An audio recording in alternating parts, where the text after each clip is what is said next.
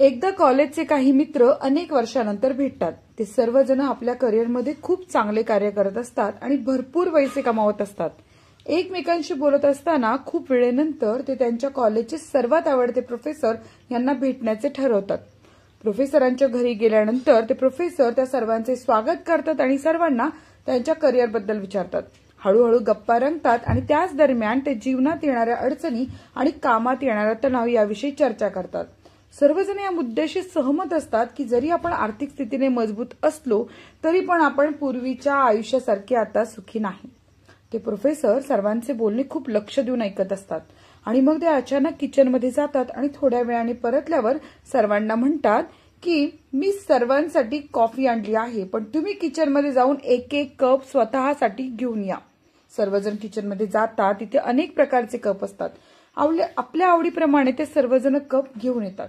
मग ते professor coffee देतात आणि म्हणतात की तुम्ही सर्वांनी चांगला जो कप किमतीने महाग आहे तोच निवडलाय। जे कप साधारण आहेत त्या कपांकडे तुम्ही लक्षही दिलं नाही। जेव्हा एकीकडे आपण स्वतःसाठी चांगली इच्छा मनात ठेवतो तर दुसरीकडे हीच इच्छा आपल्या जीवनात अडचणी आणि तणाव आणत असते। हे तर निश्चित आहे की कॉफीच्या क्वालिटीमध्ये कोणताच बदल होणार नाही।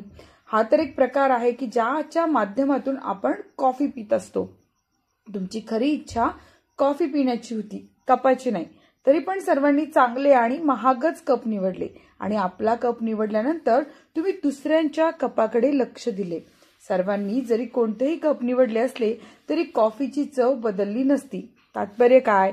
आपले जीवन हे कॉफीसारखेच आहे। आपली नोकरी, पैसा व परिस्थिती हे सर्व कपांसारखे फक्त जीवन जगण्याची साधनं आहेत, खरं जीवन नाही। म्हणून कॉफीची चिंता करा, कपाची नाही।